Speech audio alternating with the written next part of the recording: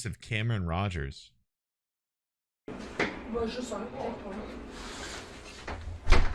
Okay.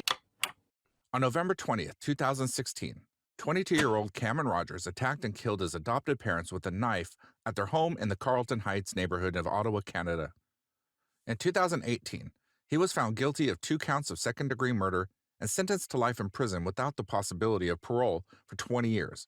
Hey, so how you doing? Good. Good, you're okay? Yeah. All right. Do you remember my name?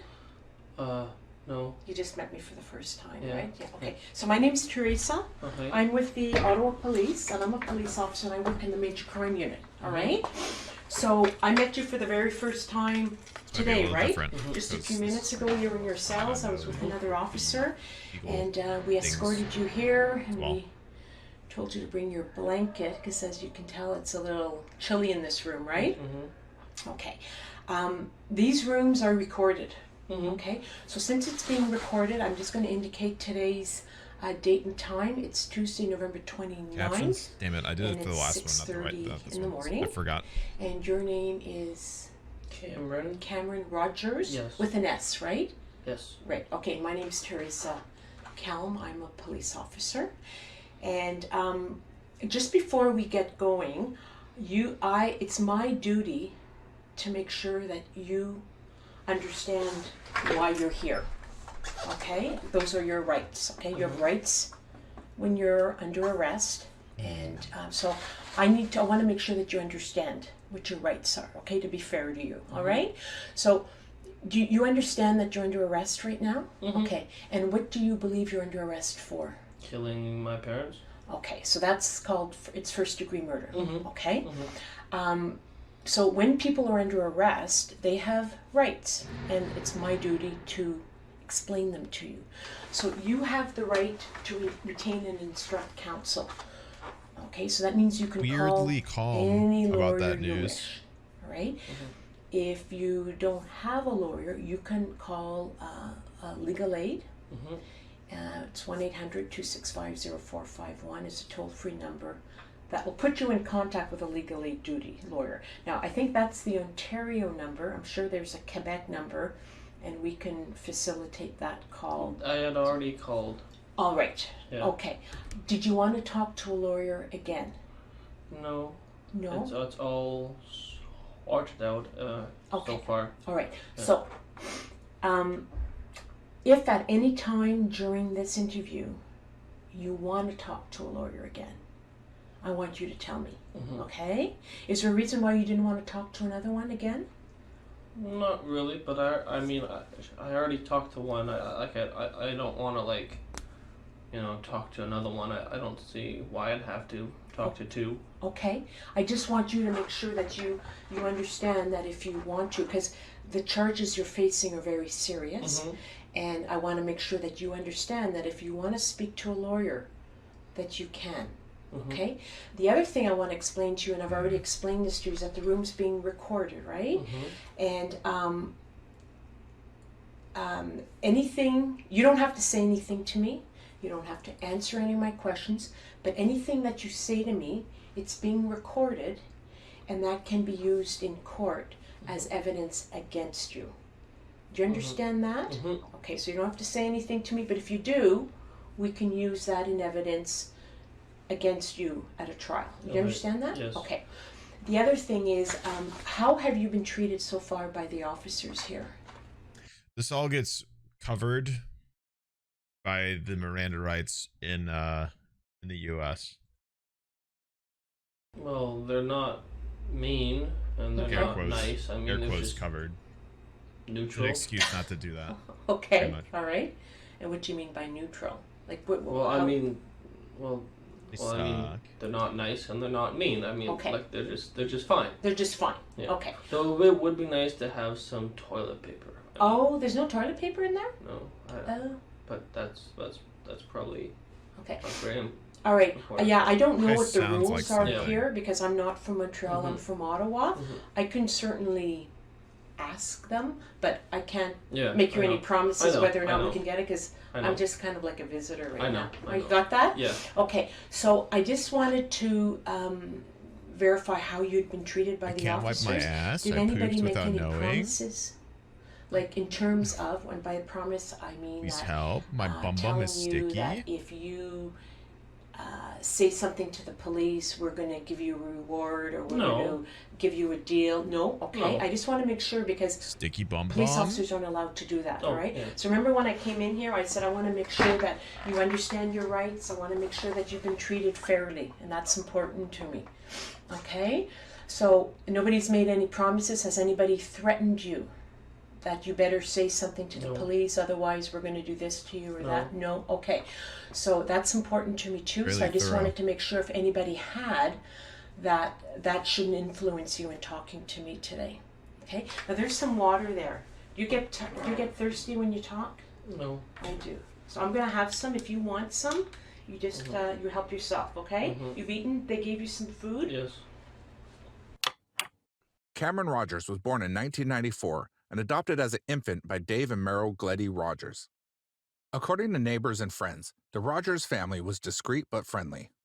Cameron Rogers was described as being a loner who often spent time outside by Excuse me, I himself burped. kicking a soccer ball or riding his bike. Investigators noticed Rogers was polite and quiet. Rogers is autistic and has multiple mental health issues, including attention deficit disorder, according to his lawyer, Christian Deslauriers. At the time of the crime, Rogers was a student at Algonquin College. Okay, so, Cameron, how old are you? Okay. I'm 22. You're 22. Oh, Yeah. okay.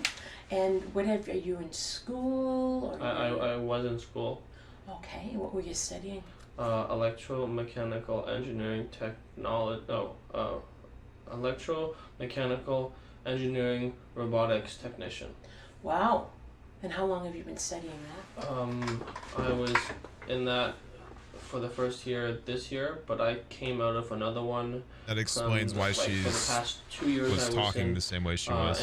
I was in mechanical engineering technology, but then I changed Okay. for this year into the first one I mentioned. Good. Good. And what were your plans? What did you want to do with that degree? I didn't want that degree Oh, you didn't? No. So why were you taking it? because my parents told me to take it. Okay. And why were they so... This is from 2016 as well. I mean, I don't really know exactly, but I don't think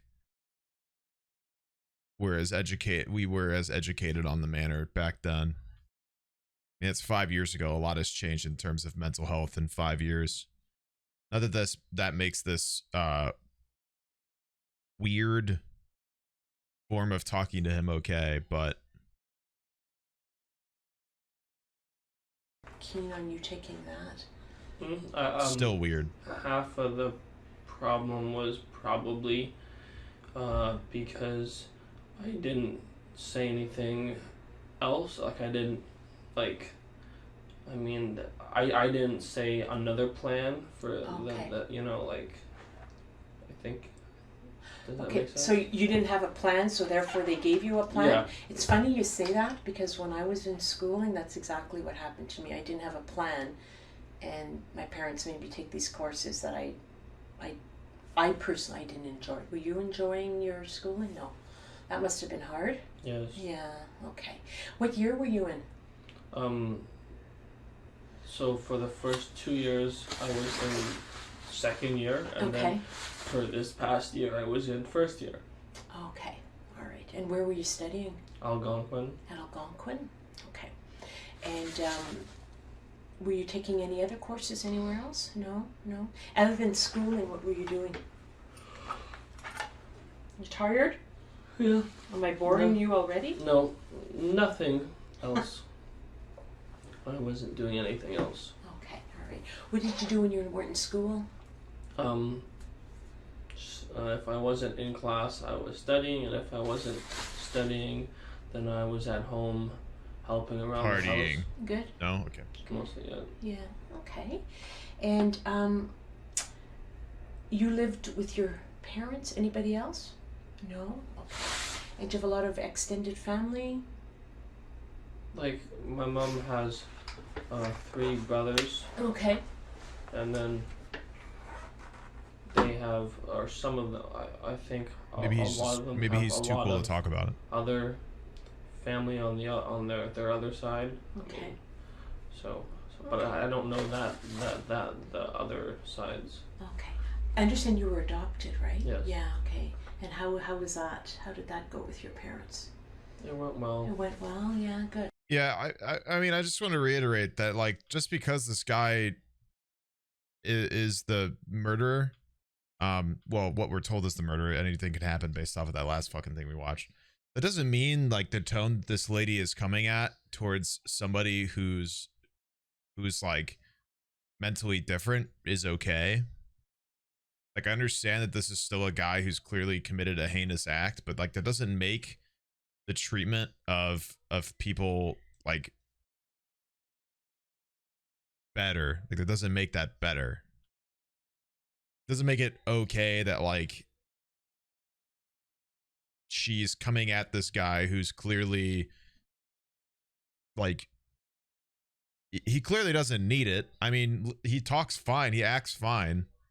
She's talking like he's about to explode for some reason. Like, it's still weird. It's still weird. And it's a huge issue that constantly happens. All right? Different brain chemistry doesn't equal, like, dysfunctional. Like, and for some reason, whenever people hear these types of words used to label somebody and the way their brain works, they immediately act like they have to take on some heroic facade of, like, making sure this, like, person is okay and functional, like they're a child incapable of existing by themselves. And it's just clearly not true. It's not true. It happens. It can happen. I feel like, I mean, that's the whole reason that these sorts of things are put onto a spectrum, because there are cases that are minor but still important to acknowledge, and there's cases that are major that have situations like that where it might be necessary to behave that way. But to treat everybody on that spectrum at the same level of an extreme treatment, like extreme babying, is a huge problem, because it prevents them from being able to be taken seriously, and it prevents them from being able to function at a level that's deserved and allowed for them. So I encourage you that if you guys are thinking that that's not relevant, it is. I understand this is a 5-year-old interview, but people are watching that have the exact same thing going on with them. I imagine there's a handful of people minimum in this chat that fall under the autism spectrum. It doesn't make it okay. It doesn't make it okay that she's talking this way.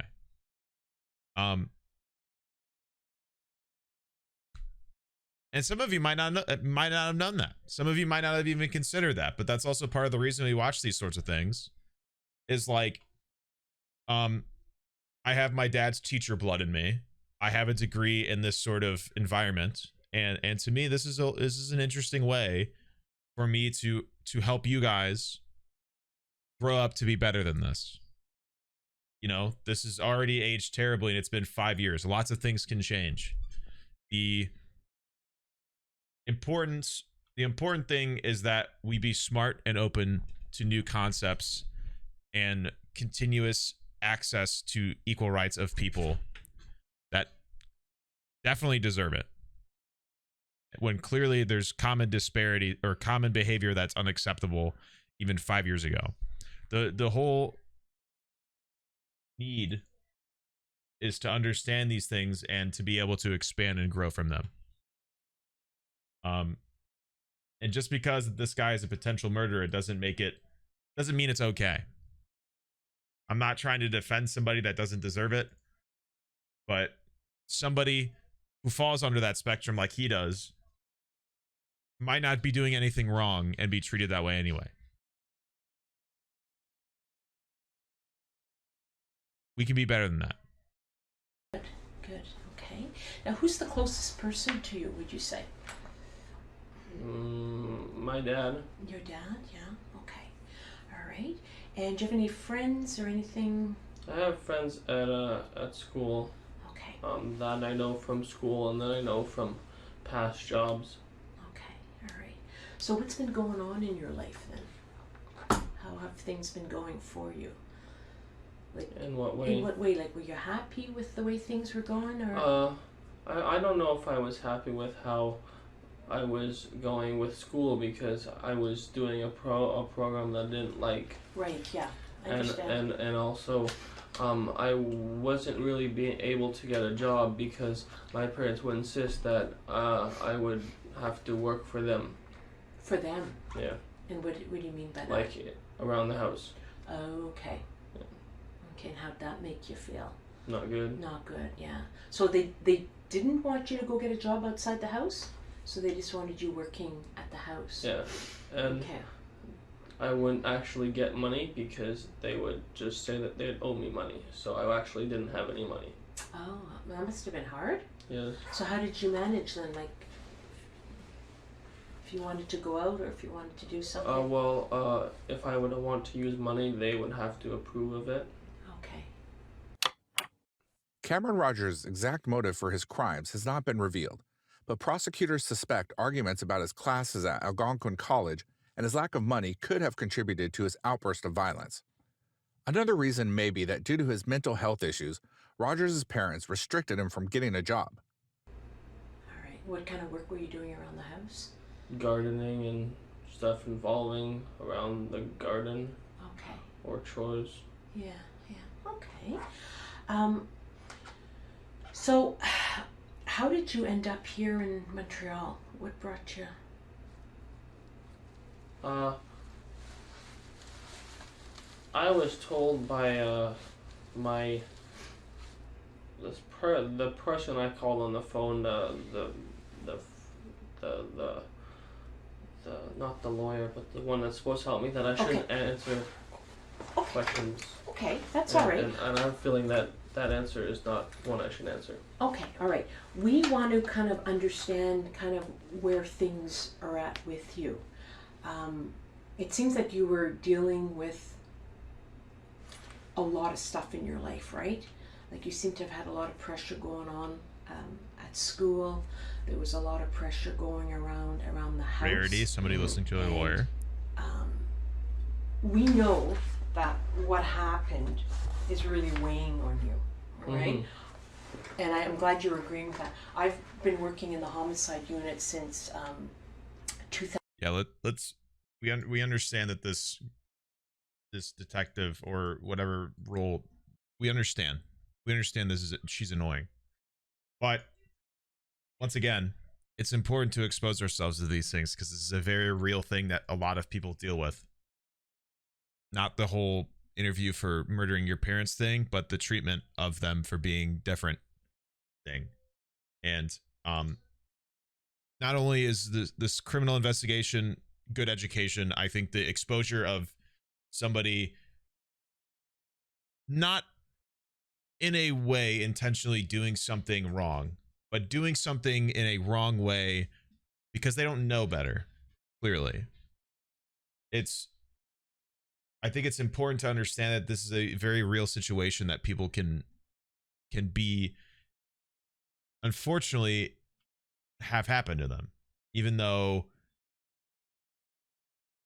it's to the person doing this sort of thing, like babying somebody who's on the autism spectrum, doesn't seem like a harmful act to a lot of you who probably don't fall in that. It's not a good thing to do. It's not a good thing to do to talk down to somebody, regardless, even if it's something like this. I understand that the situation is different if they do fall heavily on the spectrum and might need to be talked that way, but this man clearly doesn't.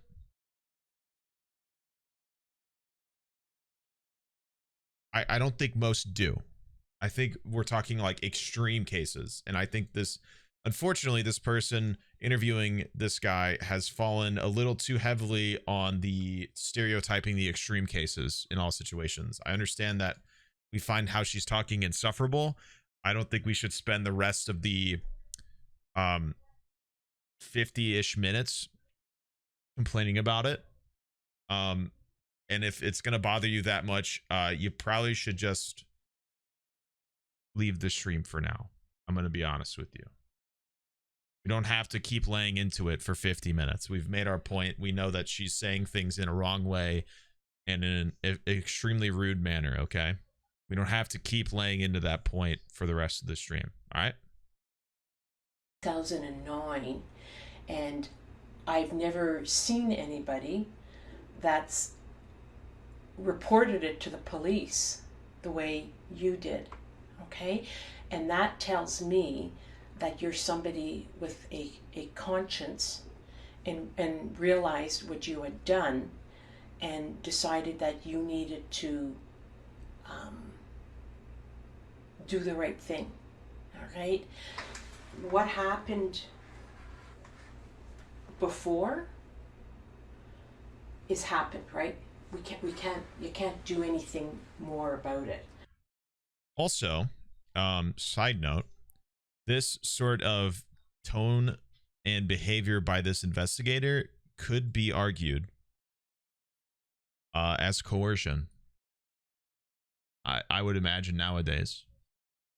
I'm not sure. It depends on probably the area, but you could argue that because they were aware that this person has a different mental state, that the interrogator was aware that they would be convinced by specific behaviors, and that they tricked him to feel more at ease and more able to talk, stuff like that. Now, the police could argue that they were doing it out of a means of deception to get a confession. So it would be up for debate depending on whatever the hell is going on in the actual court case. But for added relief to some people, that is something that I thought I'd let you guys know. Yeah. Anyway. But what you do have control over is today and tomorrow, right? Mm-hmm. And when you talk about how the closest person to you is your father, that tells me that there are there are different rules. There's a reason why this happened. More context, sorry. There are certain aspects towards the handling of interrogating somebody, like somebody on the autism spectrum, and obviously a lot of the other, like way more out there in extreme mental disorders like schizophrenia and stuff like that. Because despite this mental state of somebody, police still have to conduct interviews to get things like confessions, and that includes probably interviewing somebody who might not be in a as good of a mental state as someone like him, which can cause issues if the police are stupid enough to abuse that position and be a lot worse about it to somebody who's a lot more convinced and due to no fault of their own. That's why. Okay, and we want to understand why that happened. Okay, like what set you off? I know there was a lot of pressure going on, like there was the schooling, having to do work at home, not being able to get any money. Something triggered you to go off. And that's what we're trying to understand. There's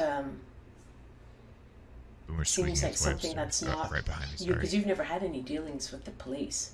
So it doesn't happen very often that you have someone like you that's not had any dealings with the police, and boom, here you are with the murder of your parents. Okay, we know that you called 911, mm-hmm.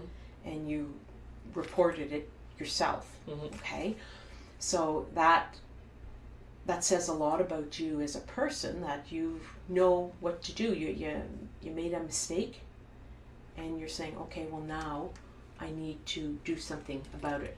So you've basically taken control of that situation. But it's what caused you to get there. Whose fault? Like, is it your parents that were pushing you and you're shaking no? Well, I'm not saying it's not my parents' fault, but I'm not saying it's not my fault. I mean, I shouldn't have done it, which is obvious. Mm-hmm. But like I don't want to place the blame, so like I can't really say that like my parents were putting pressure, but they were. But I mean that's no account for, you know, doing the deed. Mm-hmm. But you know, when we're under pressure, I've been under pressure. We've all been under pressure, and sometimes when we're under I don't understand exactly what this lady is trying to get at. I can't tell if it's because, like, I mean, they brought it up multiple times. This guy turned himself in. So I'm not, like, I don't exactly understand what she's attempting to get out of this interview. I mean, maybe they're trying to get him to public, like, to admit it out loud, but I don't understand. Anyway, pressure, yeah, I guess it's motive. not us that's reacting. It's the pressure that's reacting, right? I've done things when I'm under pressure that I'm thinking, what the heck was I thinking? It's out of character. And I'm getting the feeling what I'm hearing from you is that you were under a lot of pressure, and that's how you chose to deal with it. You know, and I respect what you're saying, is that yeah, ultimately you're the one that did the deed, but there's something that caused you to want to do that.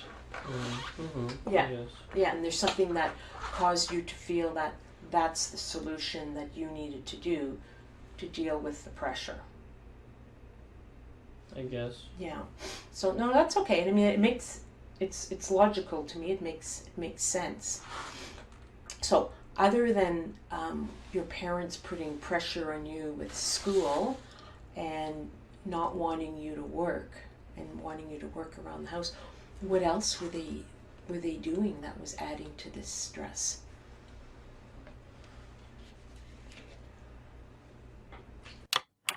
Whatever the reason, Cameron Rogers deliberated for an hour before deciding to kill his parents in the morning of November 20th. Waiting in the kitchen, Rogers armed himself and prepared for the assault. Cameron attacked his mother first with a wooden sword he retrieved from the garage. When his father ran in to stop the attack, Rogers began to stab him as well. When the sword broke, he used 3 separate knives to stab his parents. I don't know. Wooden sword.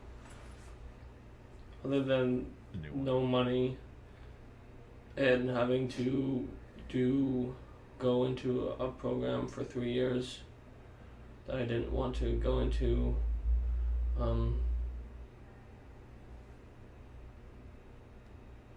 don't know, like, what else there would be. Mm-hmm. Like, Not to try to predict the case, but I don't think so, because he seems fairly capable. I mean, he turned himself in and everything. Somebody the other day, yesterday, when I was going after that 3-year law student that definitely is a law student, somebody asked about the difference between pleading insanity and diminished capacity. Diminished capacity would be it falls under the line of somebody that has not total dysfunctionality and inability to grasp their crime, but clearly some inability to grasp their crime, which tends to pertain to people with certain mental disorders. I don't have anything specific, but it's a level between insanity plea and a regular plea or plead. Somebody that kind of knows what's going on, but also kind of doesn't know what's going on, and that's very contextual. Obviously, it doesn't lie into a specific person or mental state or behavior. It's contextual, but this has a potential, depending on the way he answers these questions and the way he's rationalizing things, it could go that way. I don't know, because it's in Ottawa, so I don't know how Canada handles that sort of stuff, but yeah. I can't think of anything. Just thought What I'd throw else it in was there. missing, do you find, in your your life that you could attribute to your... Well, I might have felt, or I might have thought at the time that I was lonely, but then after I killed them, I didn't really feel lonely. Well, I felt more lonely because, anyway, that's irrelevant, but I realized that it was the wrong choice, but anyway. Yeah. What did you feel you would accomplish by killing them? Nothing. Nothing, eh? Okay. And what caused you to just do this? I don't know. It was like it was, I guess, the spur of the moment. Like it was just I don't know what made me do it. It was just like I don't even know why I did it. Even that I think back to it now, I don't even know why I chose to do it. Okay. How did you do it? It was involving one or two knives and a stick. And a stick, okay. And where did you kill them? In our kitchen. In your kitchen, okay. All right. And what was going on right before you killed them? I was chopping melon. Sorry? I was chopping melon. Melon? Yeah. Okay. And where were your parents in relation to you at that point? My mom was doing something else in the kitchen. Okay. And my dad was somewhere else in the house. Okay. And then what happened? Do I have to talk about this? I don't want to talk about this. Okay, well, why don't we talk about something else for a while, okay? I know that's upsetting you. Why don't we talk about how did they get to the outside? I put them there. You put them there, okay. And when did you put them there? After they died. Okay. I didn't want, like, I didn't want, like, what is happening? my mom's brothers or any friends to come and see them like that. Okay. Well, that was good of you. Clearly you were concerned for them, for the family members not seeing them, eh? Okay. And how did you get them out to the back? I had to, I dragged my mom in a tarp. Okay. And then I put my dad in a suitcase. Okay. And then pulled him out. Okay. And how'd you get him in a suitcase? Well, I sort of rolled him into it. Okay. All right. Did you have to do anything to get him into the suitcase? Or? Well, it wasn't like a perfect fit. Like, I didn't, like, make him, like, fit. Okay. Like, it wasn't, like... Okay. All right. And how long did you remain in the house after the... A week. A week? Okay. And where were they for that 1 week? Well, for a day, they were wherever they got killed. Okay. And then, after that, was spent taking them out to the backyard and then cleaning up a little bit. Okay. So it wasn't, blood all over the place. For sure, yeah. Because you didn't want any family members to see that. Yeah, that's okay. No, that's understandable. And I can tell you that where they are now, I don't think you need to worry about the family members seeing them like that, okay? Okay. So we're going to make sure, and that's normal, we don't want them to see that. Okay. Okay? Now, when you said clean up, what room had to be cleaned up? The kitchen. The kitchen. Okay, is that the only room that had to be cleaned up? Okay. Yeah. Dave Rogers died quickly from a knife wound to the back that punctured his lungs, but Merrill did not die until 30 minutes after the attack. Before his mother's death and after his father's, 2 uncles called the home to inquire about a birthday dinner that Rogers hadn't shown up for. This placed Rogers at the home and was vital evidence in the later trials. And where's the knife? I put the knife, the 2, I think it was 2. I'm seeing people a little outraged by her saying understandable. I know,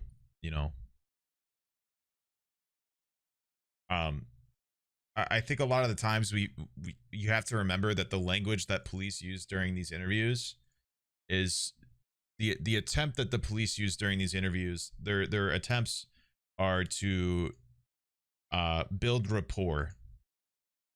Um, they're attempting to relate to him and make him comfortable in order to get more out of him. And police are allowed to do this in order to get to the bottom of a crime. I'm assuming it's the same up in Ottawa. It's not necessarily that she actually agrees. It's more that she wants him to keep talking about it.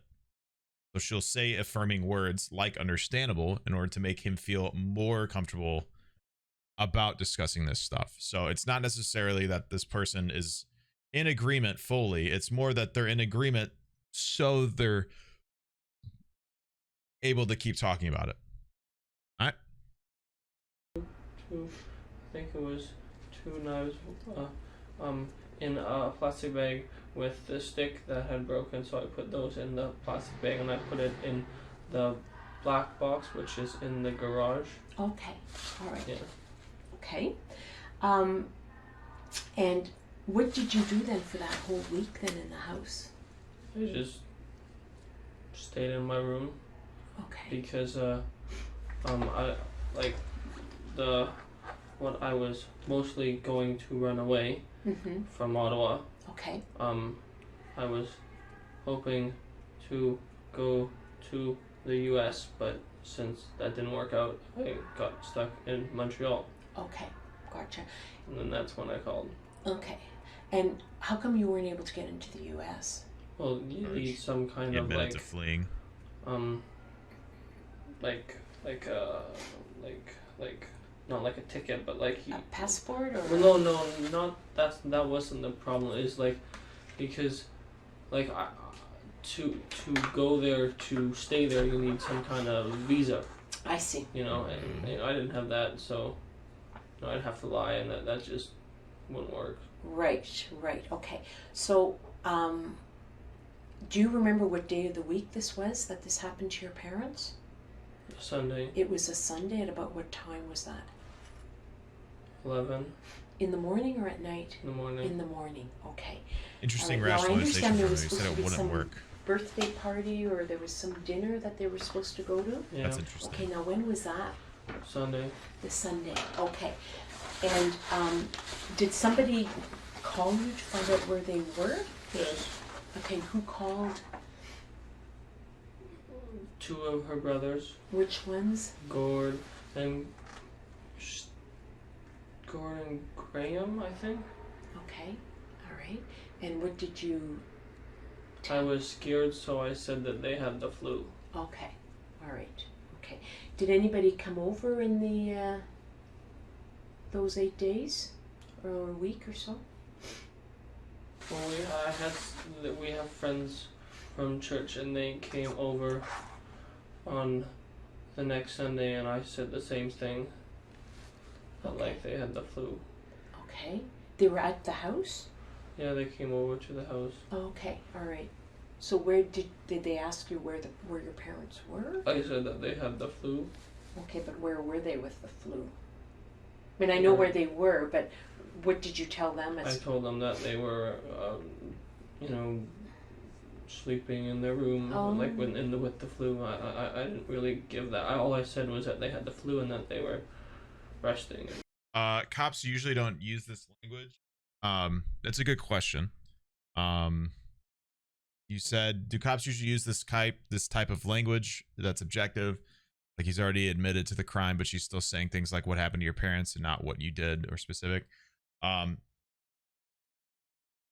Yes. So the issue, it's more because that they don't know at any point when he would flip. He might be less willing to, he might be less willing to talk in that way. Depending on the way they phrase things. They don't, police usually don't want to be too accusatory about the charges that they're trying to get the suspects on, because they want things to be open for them to answer in case they need more, and they also want them to be able to express it in a way specific for them. They're trying to get answers, but they don't want to make stuff too definite because they don't want to get them. They don't want them to, one, clam up, or two, be too known, be too aware of what's going on. Because they can. I mean, there's a lot more factors than, yeah, he did turn him in, and yeah, he is very cooperative, but you don't know at what point he could shut down and stop answering these questions. Which is probably why she's a little more open-ended about things, and the reiteration of the same facts already admitted is also important. If they're able to get them to admit a few times rather than just even once, one alone is good, but having them multiple times come out and say specific things that are very vital to their arrest and possible guilt in court is also important. So that's why you'll see them use certain other, like, they'll reiterate things and say things different ways to try to get them to admit to the same thing multiple times, because the reinforcement of the same information is vital to reiterance in court as well, as cooperation of the person during the interview. It all factors into them cooperating further by constantly noticing and saying their, or talking about their willingness and stuff like that. Hope that makes sense. Okay, all right. So we're just going to try to figure, how did you get to Montreal? I took the train. Oh, you took the train, okay. And then how did you get from your house to, which train station did you go to? In Ottawa? Yeah, but there's two in Ottawa. There's one There's two? There's one on Fallowfield, and there's one on Tremblay Road. Tremblay Road, okay. And how did you get there? I drove. You drove whose vehicle? My mom's. Your mom's? Which vehicle is that? It's the van. The van, okay. And why didn't you just drive to Montreal? Well, I have to pay for gas. Okay. And I mean, I didn't know if I didn't know, I probably could have, but I mean, if I had to pay for more gas, I wouldn't really be able to pay for more gas. Right, okay. So you then took the train to Montreal? Yeah. And when did you arrive in Montreal? At 8:30 on Monday. 8:30 in the morning or in the evening? In the morning. In the morning, okay. Yeah. And how did you pay for your train ticket? With some money. Okay, and where did you get that money? From their purse. From their purse, okay. All right, go ahead. Or wallet. Or wallet? Yeah. Okay. From your mom or from your dad's wallet? I think it was from both. From both? Okay. How much money were you able to get from their wallet? 140. 140, okay. So you took the train to Montreal, and then what did you do once you arrived in Montreal? I bought a ticket to the U.S. Okay. But it didn't work. Right. Because you couldn't... Yeah, there was no visa. Okay, right. Okay. And what was your plan in going to New York? Somehow survive. Pardon? Somehow survive. Like, I didn't really have, like, a plan. You didn't have a plan, eh? No. It's just to get as far away from Ottawa as I could. Okay, all right. And then when you got turned around, you couldn't come in, you couldn't go into the States, and how do you end up downtown Montreal? Well, I had to get back from the border because I took the train, but I didn't get past the border. Okay. So I had to take a bus back from the border. Mm-hmm. And the bus dropped me off, I guess, at the bus station. I don't know exactly where it was, but and then from there I walked to this street that was anywhere where I called. Right. Was like a block from where I put my bags, and that was nearby where the bus station was. Okay. All right. Okay. And so where did you sleep? So I didn't really sleep. You haven't? No, that's right, because we're Tuesday. That's right, because Yeah. you're right. This is to you might think that these are really mundane to ask, but once again, to go back to the previous point, this is all to build a timeline. So say he gets a lawyer and the defense lawyer says things like he didn't do this because he wasn't there, etc., right? There's no evidence, but they do have evidence because he told them. Because he answered these questions, they can get a fairly good timeline about where he was because of this, pretty much. Arrived yesterday morning. Which doesn't help him. Okay, all right. And what's in the bags? Just clothes. Just clothes? Okay. Clothes. Are we going to find the knife in there or the stick or anything or any weapons? Well, I have my survival kit, my camping survival kit. So there is a saw and a Swiss Army knife and a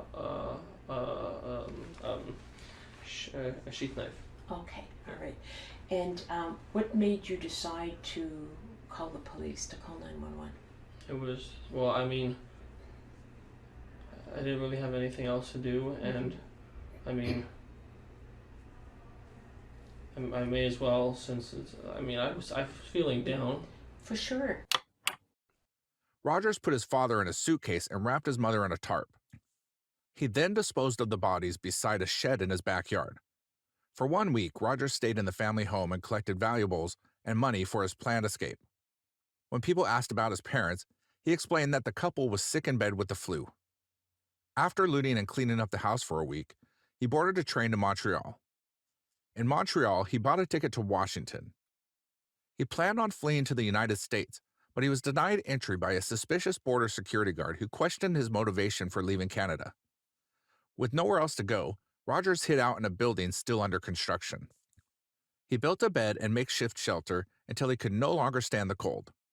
He called 911 and confessed to the murder of his parents to Montreal law enforcement, who arrested him and took him in for questioning. You know, and I was tired, which made me feel more down. Right, yeah. And I called. Interesting. Right. And how did you feel after you made the call? Well, I was crying for a long time. For sure, yeah. And then I felt better, but I mean, I still don't know if it's fixed, because, you know, like, I mean, we're discussing, I feel like we're still trying to figure out if I did it or not, and I don't understand, He's using vague language for feelings. I don't know if you might be a little late on the stream. This guy falls into the autism spectrum. So he clearly might have some struggles towards emotions. I mean, not to say that that's a commonality for everybody in that spectrum, but clearly for him, the way he uses language. At one point she asked about the actual killings, and he said something like, she asked about if he felt bad about killing his parents, and he said, yeah, I am lonely because of it, and it seems like the wrong decision, which is an interesting way to phrase killing your parents and regretting it, to say the least. So clearly there is a emotional distance for him that clearly shows through his questioning, or his answers, sorry. I thought confessing would mean that I would be, like, that would be it. Yeah, well, you know what? We still need to understand what happened. We need to understand what, just because somebody tells us they did something, it doesn't mean it happens, right? So that's why when you told Montreal, there's a lot of people say things sometimes that aren't true. So that's why they needed to, figure out figure out what happened. And but it's stuff like this. I think everybody has to make their decision, what's right for them, and clearly you felt this was the right decision for you. But I always use the analogy of a snowball effect, right? You start this nice snowball at the top of a mountain, and it comes spiraling down the hill, and it's picking up debris, and at the end, by the time it gets down there, it's not the same thing anymore, right? So this is something that wouldn't have gone away. Eventually, you would have to dealt with it. Mhm. Now, I'm noticing a cut on Oh, your well, that was trying to where left hand. where I put my stuff. I was trying to get in because it was like a rundown place and I had to get in, so it got cut. Oh, okay. Did you sustain any injuries as a result of what happened to your parents? Yeah. Okay. What? So I know you're cutting melons, and that was about at 11 o'clock on the Sunday morning. Yeah. What caused you to do that? Like, it was something said or done or? No, like, it was literally just a spur of the moment. I don't even know. Like, I'm pretty sure, if I remember correctly, took me 50 minutes of going back and forth about to do it and then not to do it. Okay, all right. What was causing you to want to do it? Why is it you're thinking you wanted to do it? Trying very hard to find motive in this. I don't remember. Okay, all right. And what were the plans that day? The plans was to do some studying and then go to the restaurant for the party. For the party, okay. Does this count as first degree?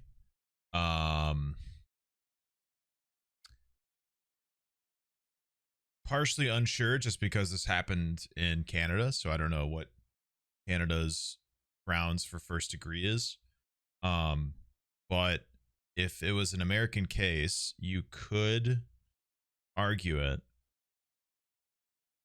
because he admits to it you could argue it yes and no. In a way, you could argue yes, because one, he's admitted to it, and two, he's admitted to deliberating it beforehand. But you could also argue that it's second degree, because it doesn't seem extremely premeditated, because he said it took him about 50 minutes. So you could argue that that is a time frame of emotional takeover that falls into second degree. Because first degree usually is a lot longer of a time frame. So I could see a lawyer considering the chance of a first degree sticking, but the most likely case for this one is that the lawyer the prosecution went for the second degree because it's easier to stick and they have all the evidence they need to prove that it was in fact second degree. First degree is possible, but it'd be a lot harder to get to go, and you can't exactly charge somebody for one murder. You can't say, well, it's first and second degree and we'll take whichever one works. You have to choose one, because you can't be like, well, if it's not first, then we'll make it second. Like, you have to decide which one you're going to charge him with, pretty much, unless it's multiple victims, unless it's multiple occasions. But this is 2 victims in one foul swoop, so you can't exactly try to go for 2 different murder convictions. All right. And your mom, you said she was in the kitchen? Mm-hmm. Okay. And where was your dad? He was somewhere else now, so I don't know exactly. Okay. Can you just explain to me how your dad, did it both happen in the kitchen? Okay. How does your dad end up in the kitchen? Well,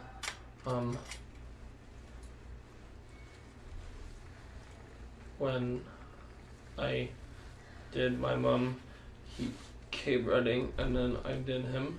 Okay. All right. Okay. All right. And how long did it take? Can I explain the difference between first through third? Yeah, really quick. Usually I would say Google, but I'm going to say use Google for the people that are going to ask follow-up questions about these things, because it's very second and third especially are very broad, or can be. First degree is premeditated. Somebody has planned this out. They've decided they want to. have something written out that they wanted to, they admit that they wanted to, or the way that they went about it, the planning they took is very calculated, and it's very clear that they wanted to do this and for a long time planned to do this. That being said, first degree isn't usually gone after in terms of court cases because first degree is very hard to be convicted on unless something like a written statement or written intention prior to the crime is found, or something like or something like a confession in an interview. Okay, for example, you might have seen my reaction or the original JCS video of what pretending to be crazy looks like. The Florida Parkland shooter, they found a video that was deleted on his phone days prior of his shooting, admitting to wanting to do it, when he's going to do it, how he's going to do it, everything. That lines up exactly with what played out. Second degree is murder of emotion. You could call it plenty of other things too, but it typically is somebody was overwhelmed with the emotions that they were brought to in a situation, which caused them to want to end up killing somebody. Not to justify somebody dying, but it's more like the emotions that somebody had from a situation caused them to kill somebody. Whether intentional or not, it's what played out. Third is more of accidental or willful neglect. It's knowing that something is dangerous, putting somebody in a position that gets them killed, knowing it could, doing it anyway, being okay with that. Not a common thing used. A lot of stuff ends up being second degree. Third degree is really weird. It's very possible because somebody might not be under emotional duress to put somebody else in a killable position. So yeah, best rule of thumb is first degree is planned, second degree is emotional, third degree is neglect, willful ignorance. Third is not a car accident. That would go towards manslaughter. Manslaughter, this is why I encourage Google, because manslaughter is a whole different section of death in which all of it is accidental. And once again, there's 3 degrees that all are dependent. Drunk driving accident would go under vehicular manslaughter, and the context of whatever accident would probably make the degree in that consideration. Drunk driving is not manslaughter. It depends on, once again, the context of that accident. Because if it's somebody, it's context. That's why there's so many degrees, because a lot of things not every situation is the same, especially in crime. So a lot of things can be different and stuff like that. Yeah, third is accidental, but it's hard to explain. It's a really weirdly specific thing. It's the situation that occurred that caused somebody to die, you were aware of, and you knew it was life-threatening, and you allowed it anyway, pretty much. That's kind of where third degree falls. It, like I said, it's a very specific degree, and it's really hard to explain that well. But yeah. Anyway, if you have like I said, if you have follow-up questions about those things, like there are a lot of degrees to death in legal terms, and I would use Google because it's very contextual. If you have some random hypothetical you want to drum up, just look at it. Just look it up, because on top of there being 2 different big degrees of murder in legal situations, it also depends on the state you're in the United States, and also would depend on the nation you're in. It branches out, and then it branches out, and then it branches out, and it keeps branching out. So once again, use Google, please. You gotta watch a video. Like before your mom, like how long did you? Well, my dad didn't take very long, but my mom took a long time. Okay.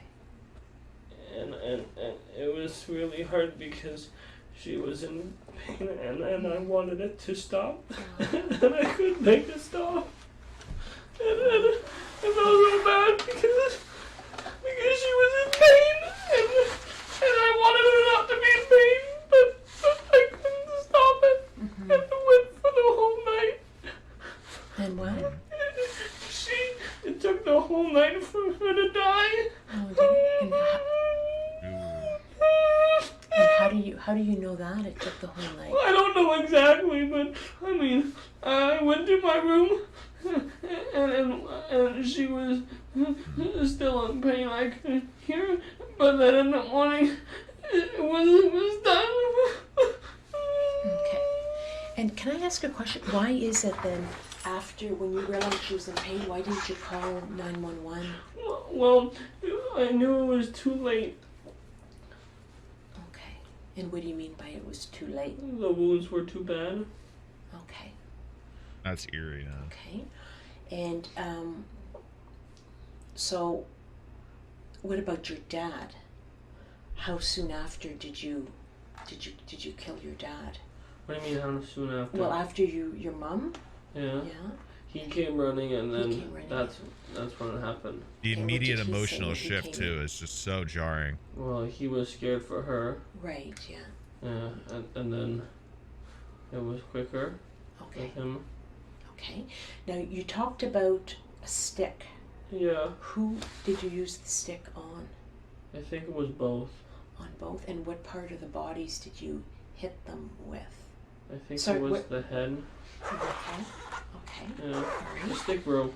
The stick broke on who? I don't remember exactly. Okay. Alright. And there were 2 knives involved? Yeah, I think And, so. okay, and where did you get the knives? The kitchen. In the kitchen? Okay. And which knife did you use on which person?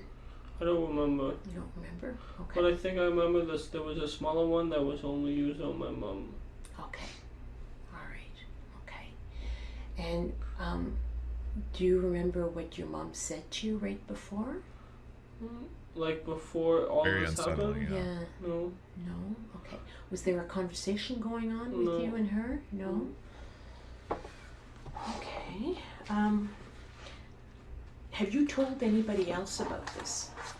Other than, so you've told the 911 operator in Yeah. Montreal, you spoke to the Montreal officers, Yeah. we've spoken. Have you Yeah. talked to anybody else about it? No. Okay. During the interrogation, Rogers Sudden emotional switch is common in autism. I kind of figured, in a way, it can also be used. It's also something that can happen from a suspect perspective as well. Kind of not that he is doing that in this situation, but the flip between emotions can be a defense tactic or dissociation factor of a suspect that does a crime in order to justify it for themselves or to look nice, depending on the kind of criminal being interviewed, stuff like that. I imagine the stress itself was probably getting to him, but yeah, not that that's. I think it's more of his emotional state rather than he's trying to get away with something or look appealing or whatever in this situation. But yeah, that sort of behavior can also be done by a suspect to look apart for pity or for the jury, etc. Crocodile tears are what it's commonly referred to as. I don't think it's crocodile tears in this situation. I just think that this man clearly has some emotional compartmentalization issues due to no fault of his own. confessed to the murders on 3 separate occasions. He did not give a reason for his actions, but his explanation of the events lined up with the evidence found at the crime scene, including the bodies of his parents and forensic evidence found in the kitchen. According to investigators, The bodies of his parents stored in his backyard were frozen and in relatively good condition 2 weeks after their deaths. Physical evidence found at the house and presented in court includes a bloody mop head, blood residue, and various cleaning supplies, and the knives and sword used in the attack. Rogers had attempted to clean up the crime scene, but traces of blood were still present. Between the time that you've I don't know killed why my computer did that. Your parents and now, have you hurt anybody else? No. No? Okay. So there's no other, you haven't killed anybody else, and you haven't injured anybody else? What's my desktop background right now? I didn't see it that well. Oh, fuck yeah. I love Minecraft. No? Okay. Who were the friends that showed up on the Sunday? They were friends from church. And do you know what are their names? I don't want to bring them. It's so goofy. That's why I like that picture. Such a goofy looking. I don't want to bring. They're nice people. Do I have to bring them in? What church are they from? The Metropolitan Bible Church. Metropolitan Bible. We'll probably be able to figure out who they are. It's up to you if you want to tell me, but we'll be able to figure out who they are. Okay, So I may as well tell you then. It's a family. There's I know this. Okay, well, I know their daughter. Their daughter is called Catherine because she goes to my school, and her mom. I can't think of it. okay, all right. Well, we'll be able to figure that out. And Catherine sings in the choir. Okay. If that helps. Okay.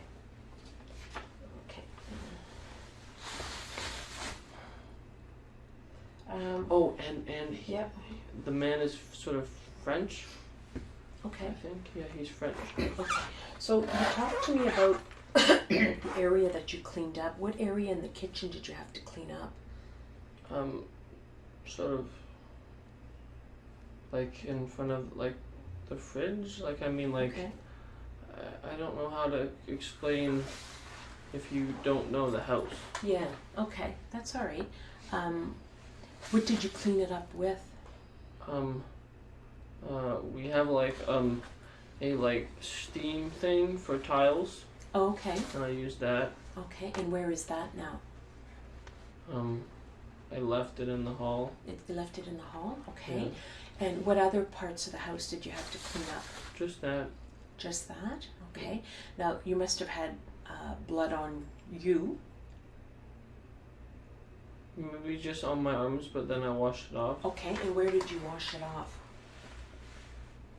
I guess when I had a shower, it washed off. Okay. And how many showers are there in the house? 3. 3? Okay. And which one did you use? The one upstairs. Okay. And how many are there upstairs? 1. Just the one? Okay. Generally, what's the condition of the house? Is it tidy? Is it... It's tidy. Well, I mean, to me, a normal house is slightly messy, but when guests come over, it's tidy. So right. I mean, right. That's right. Yeah, you're right there. Yeah. Okay.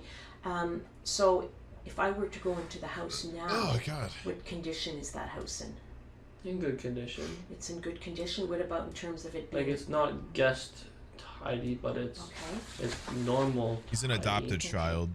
Is it possible so I'm it's a assuming little he was the messier only one in than the house. That normal? was the only child in the house. Victims. Merrill Gleddy and Dave Rogers went to the same small Ottawa high school, Brookfield High. It was the same school their adopted son Cameron would eventually attend. After high school, Dave Rogers studied journalism at Carleton College. In 1982, the couple was married, settling down in their hometown of Ottawa. Dave Rogers worked at the Ottawa Citizen for 37 years as a reporter before his retirement. Dave Rogers' wife, Merrill Gleddy, grew up in a military family and worked as a civil servant for many years before her retirement. The couple was described as being nothing but supportive and warm towards their adopted son, always encouraging him and helping him through occasional struggles in school. At the time of the attacks, Dave Rogers was 69 and Merrill Gleddy was 63. Maybe my room, since like I stayed in there during that whole week that I was in the house because I didn't want to go downstairs. Okay. Downstairs? In the kitchen. Oh, in the kitchen. Okay. All right. Okay. Jeez. Are there a bunch of drawers open in the house? And is it a little messy? No. No? Except maybe her bed where I emptied her purse, but other than that, no, everything was left as it was. As it was? Okay.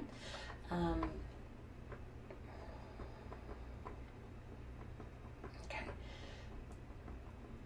So, I know you wanted to go to the States. What do you think was going to happen when people came looking for your parents? I don't know. Yeah. And I had a great time to We pull just that one hoping out, to get yeah. as far away as I could. Yeah. Okay. Okay. I am going to just leave the room. I'm just going to go and check with my partner to see if I've forgotten anything. Is there anything else that you want to tell me? I don't know. No, but is there anything else about this that you wanted to tell me that, no? Not that I can No. think of. Now, the clothes that your parents were wearing at the time of this, where are these clothes now? Still on them? Still on them? Okay. Yeah, I didn't like take off their clothes. Okay, alright. Okay, that's good. I guess this is one thing I'm just trying to understand. So you're cutting melons, and what was your mom doing?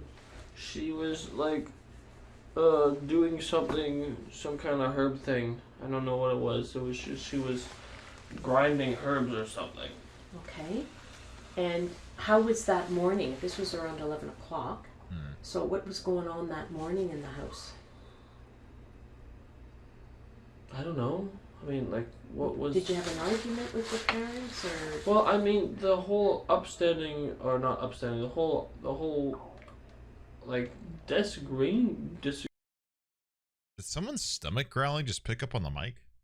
or not upstanding, the whole, like, disagreement about school. Man is starving and in work there. and all that was My just God. hanging over me, and I mean, I guess, like, I mean, we've had arguments before, Okay. and heated, yelling ones, and I guess just at that time when the cloud broke, Wow.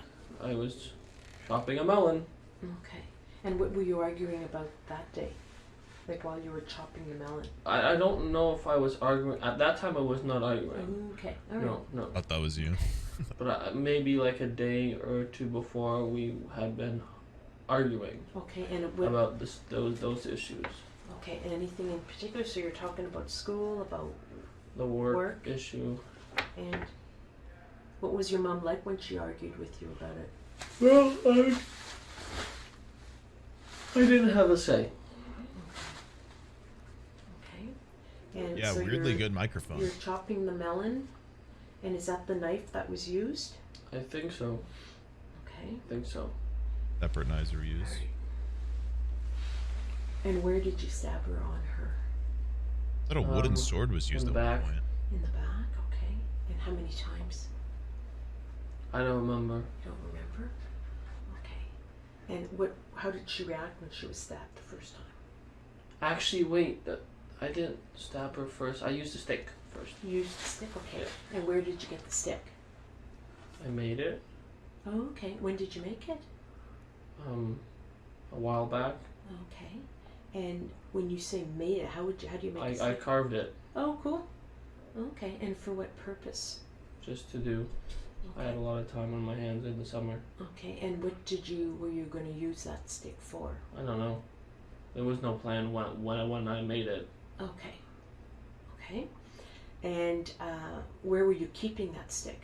In the garage. In the garage, okay. So how does it end up being in the kitchen that day? I don't know. I was planning. We an I mean, empath during those sensing he's 50 hungry. minutes of going back and forth, one of those times I thought of using the stick. Okay, on... My mom. Okay, to do what? I don't know. Okay. Do I really have to say it? No, I'm just trying to understand it. I was a little confused as to how the stick was in the kitchen, but I understand. So it was in the garage because you were kind of thinking you were back and forth. All right. Okay. So use the stick. All right. Okay. And what about on your dad? What was used for him? A knife. The knife? Yeah. Okay. All right. There were 2 knives, right? You said? Right. Okay. And the smaller one, you said you used it on your... Mom only. Right. And then the larger one? On both. On both. All right. Okay. I am just going to leave the room for a couple of minutes. I just want to go and check with my partner to see if I've forgotten anything. And I'll be back in a minute, okay? It won't be too long, all right? Thanks. Bro, she asked if he needed anything, and he didn't say anything about food. Poor guy. And is hungry. Or she is. Maybe she's leaving because she's hungry. Maybe it was her stomach.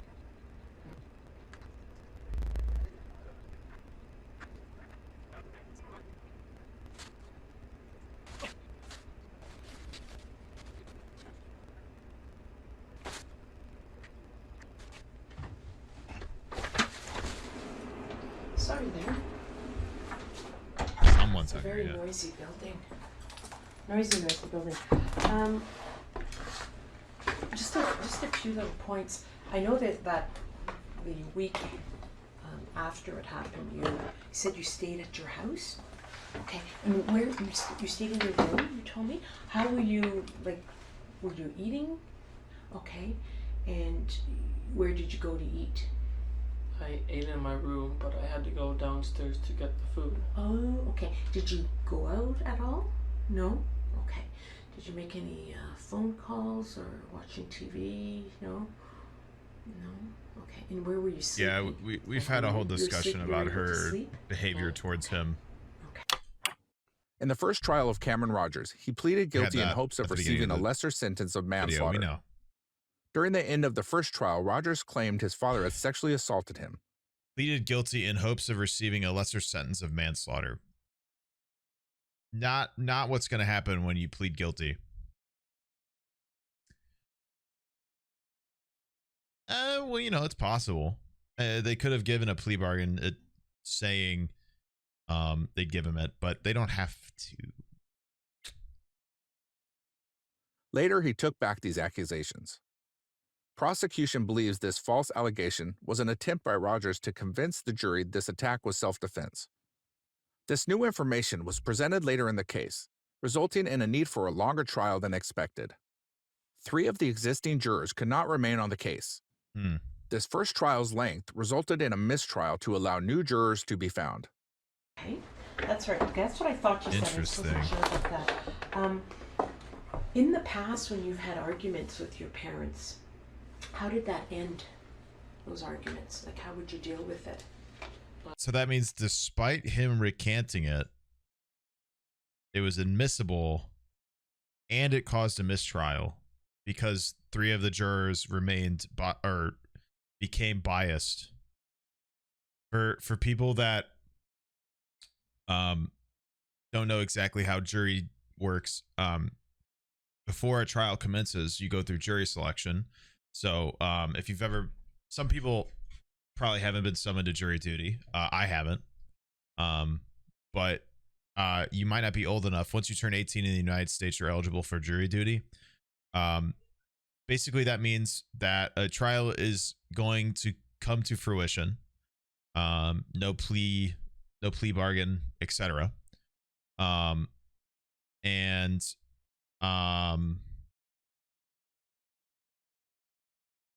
The trial is going to commence.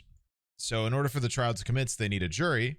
But in order to have an effective jury, the jury needs to be unbiased to the factors at play in said case.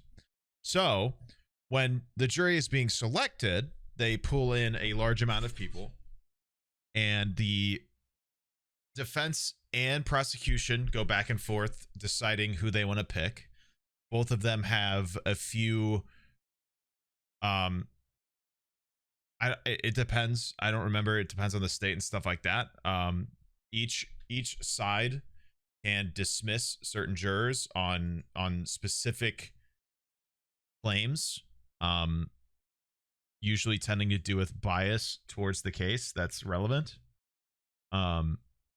It's not exact. There's been issues in the past of people being dismissed based on race and stuff like that. That's no longer allowed in the United States. It's you dismiss somebody from a jury if they have some form of bias during the case. So you'll be asked questions about how you feel about specific subjects.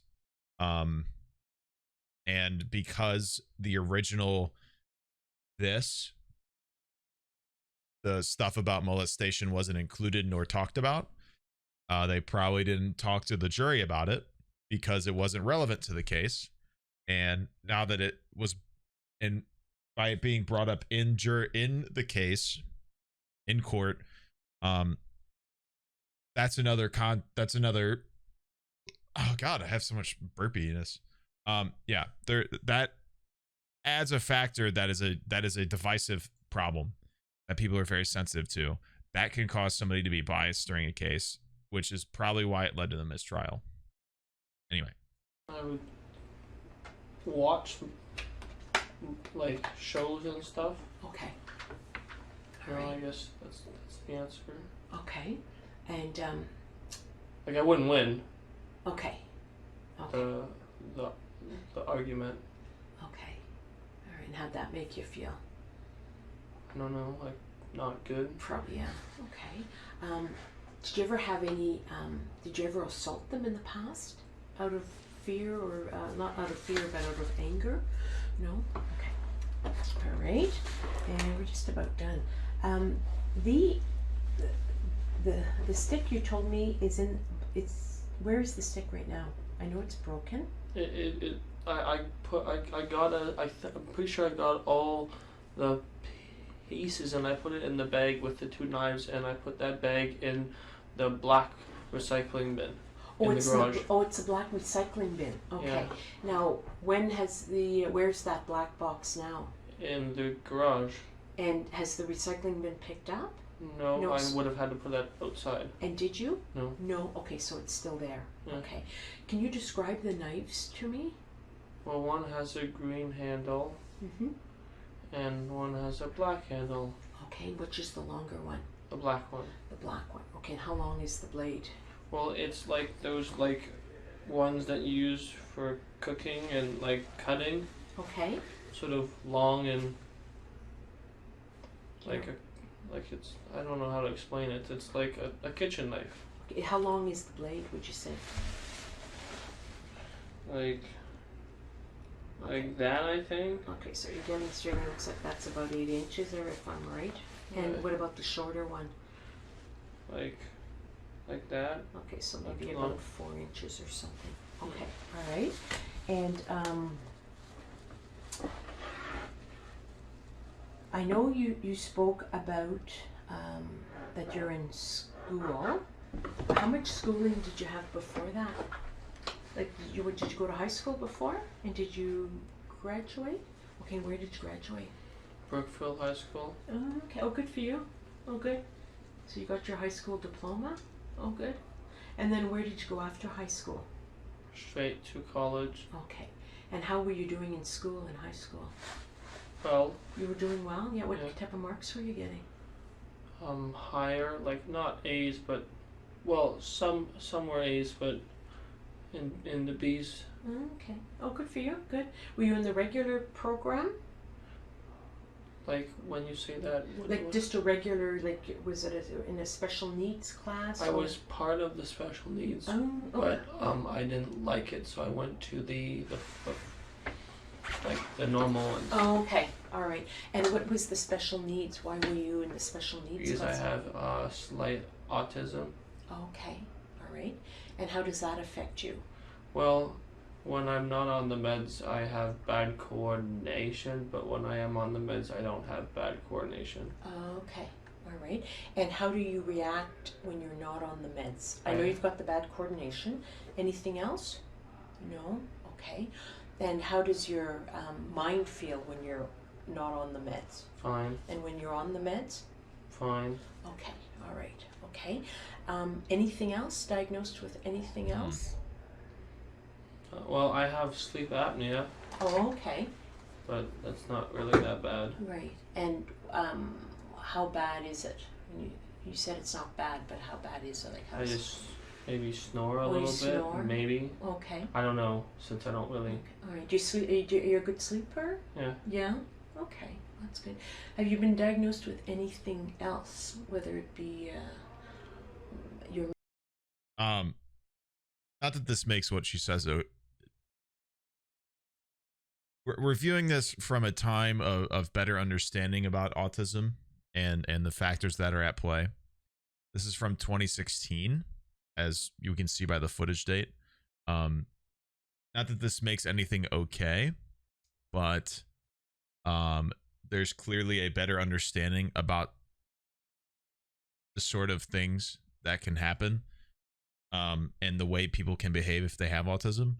And you know, there's a lot of stereotyping going on right now, and I think even 5 years ago we didn't know as much.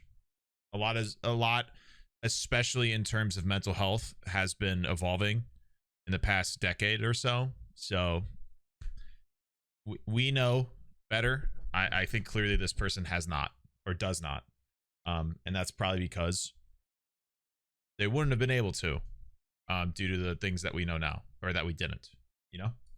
Anyway. Mental well-being, nothing, no? Physically, anything? So physically your health is good? All right. Okay. And when did you last did you take your meds last week for your Yeah. autism? Yeah, right? And do you take it regularly? I normally do. Okay. Now when you say normally, when do you not take it? Like right now. Oh, right now. Okay. You know, since I don't have any stuff. You don't, eh? No. Okay. All right. When was the last time you missed it other than right now? Maybe during the summer for a couple of days. A couple of days? All right. Okay. Okay.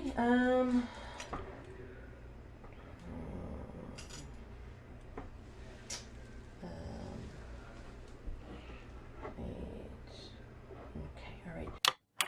In the second trial, Cameron Rogers pled guilty to 2 counts of second-degree murder. With the dismissal of the sexual assault story and the re-examination of the evidence, the jury was confident in sentencing Rogers.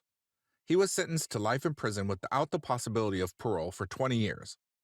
Rogers declined to comment at the sentencing. His lawyers defended his decision to remain silent throughout his court hearing, explaining his autism made it difficult to communicate in stressful situations. Now, your dad, where... Probably true.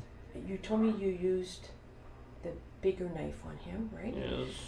Okay. Where on his body did you stab him? The back.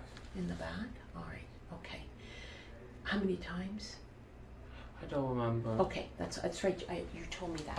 They haven't been talking for 7.5 hours. It's 7 at night. It's 7 o'clock. What time of the day did you bring them? Like if we go back here, it's 6. They've been talking for about an hour or so. Used the bigger knife on him, right? Yes. Okay. Where on his body did you stab him? The back. In the back? All right. Okay. How many times?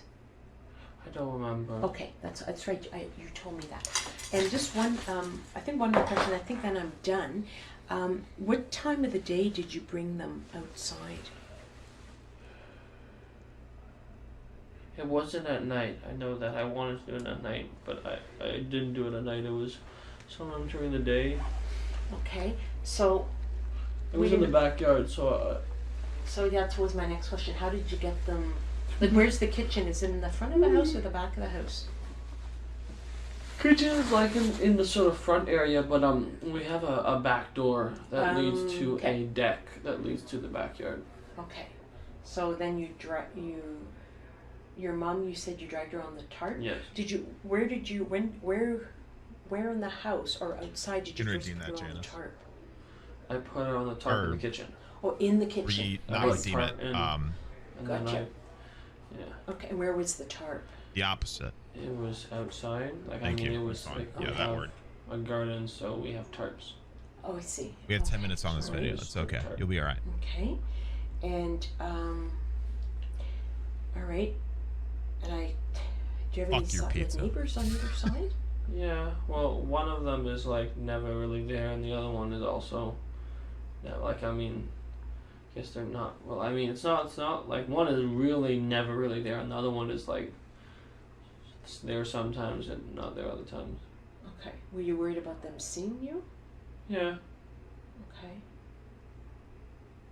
Right. And your dad, how Yeah. did you? It was the suitcase. Okay, I it put was- them like partially in a suitcase. It wasn't like completely. It was like sticking out.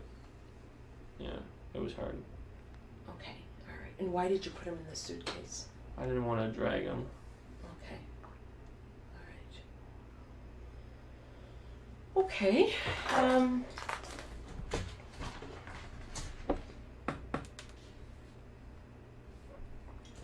That'd be a faraway house, dude. If the mom was What just were you alive thinking for when you were doing 30-something minutes, she was probably wailing.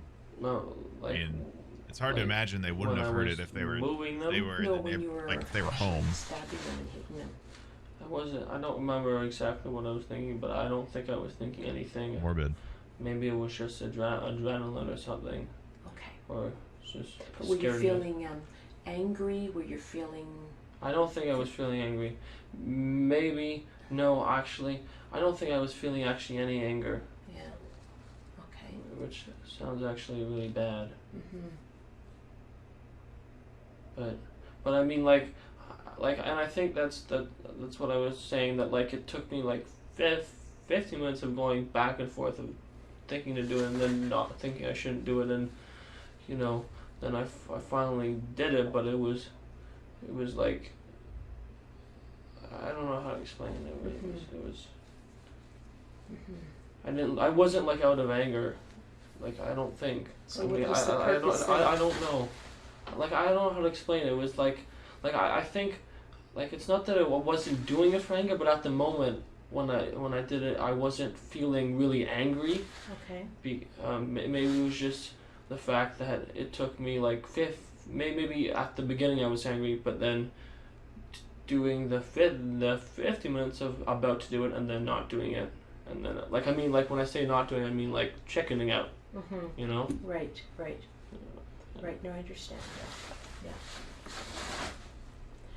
All right. Okay. I'm just gonna make one quick. Just speak to my partner, and I think then we're just about done. Okay. I won't be too long. You still have your water there? Yeah. Okay. I won't be long.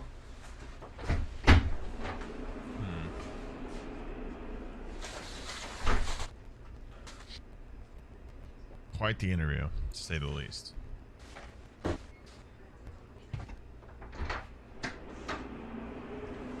Okay. One question, and then we're done. I guess what I'm trying to understand is, I know there was no real argument that day. It was a cumulative effect, right, of the stress that you were going on with regards to work, and you're nodding, school, and having to do chores around the house.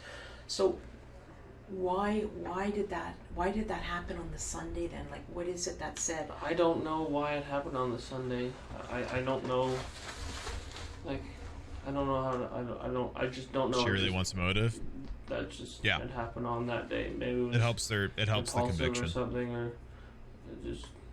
I don't know. Okay, well, I don't know if it was impulsive because you'd been thinking on and off, right, for 50 minutes. good So, point. Yeah, it wasn't impulsive. pardon? I don't know. I don't know. Yeah. I don't- All right. And you don't recall the last argument you had with them? No. All right. Okay. I also have a bad memory, but anyway. Well, yeah. Okay. You seem to have provided pretty good memories with everything Oh, that with alright. regards But to to what say, happened. So nah. I think I have a Remembered good some things very understanding. well. At the beginning, I told you that.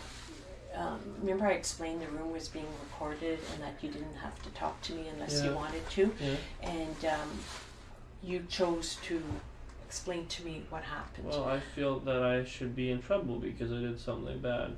Pardon? I feel that I should be in trouble because I did something bad. Well, you're under arrest, Yeah. and you're going to be charged. Yeah, I know. Okay, but I guess my question, that you understood that at the beginning, Mhm. and you knew why you were here. Yeah.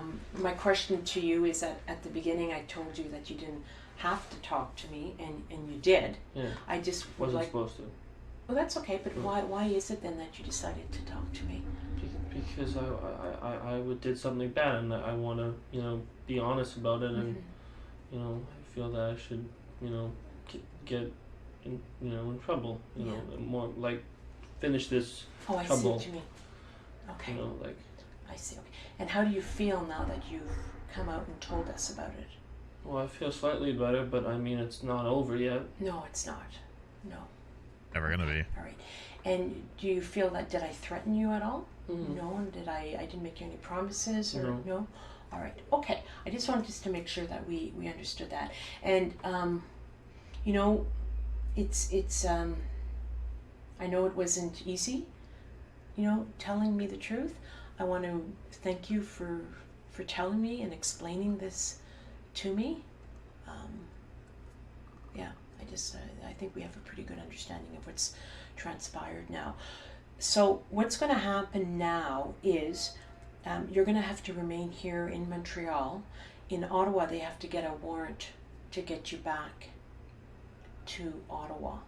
So once they obtain that warrant, some patrol officers are going to come from Ottawa and pick you up and transport you back to Ottawa, and then you will go before you'll call an Ottawa lawyer if you want to. I'm assuming you should.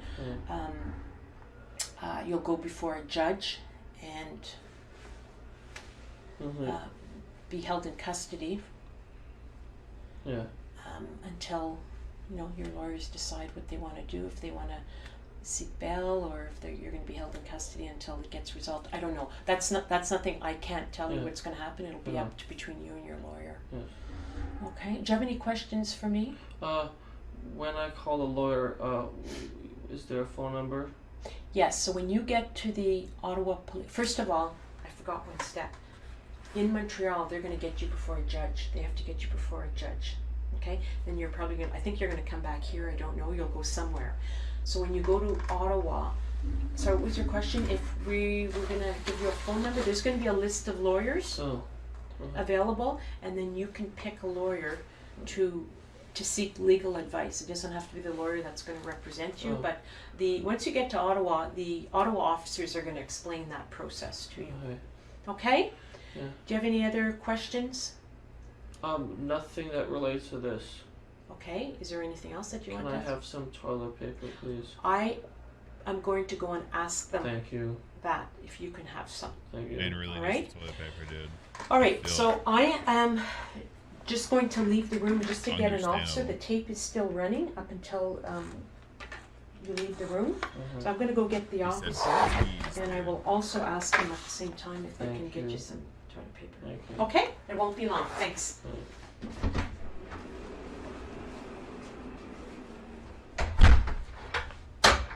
And really needs the toilet paper, bro. Please help him. Cameron Rogers is currently serving out his prison sentence in Canada.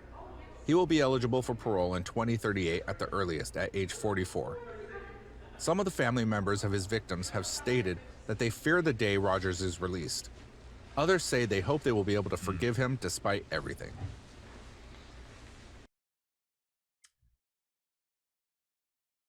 I know an ad played, but the video was over, so... You know what I mean?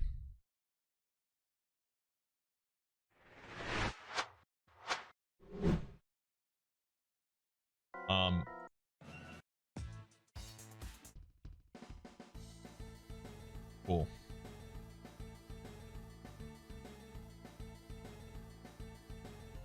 That was yeah. I mean, I kind of picked that one at blind. That was a heavy one. I think usually, despite the grim circumstances of these interviews, I think a lot of us are a lot lighter and more willing to kind of make fun of the suspects and stuff in these situations. But obviously, this was a little different, because clearly there's a disconnect for him, and I the last thing I want to do is be insensitive for whatever reason. Just to be funnier on the internet. I don't need to do that to somebody who clearly doesn't deserve it. Despite what he did, he doesn't deserve that kind of I guess thrashing from me. So yeah. I understand a lot of the language that the lady was using is annoying, and people didn't exactly love it. I think it's important to expose ourselves to this sort of language, despite it not being okay. It's important for us to understand that happens a lot to a lot of people that fall who have autism, and it's important that we understand that happens to more people than we would like. And we gotta be better. We have to be better. We have to be better than that. That being said, the video is probably 5 years old. I'm sure this lady hopefully knows better by now. But it is what it is. I you know, despite something being annoying, it's important to expose ourselves to different behaviors because we need to know what's right and what's wrong, and we need to detect that better than some people can, you know. And the best way to be able to detect that sort of thing is to be there and experience it and see it firsthand. All right.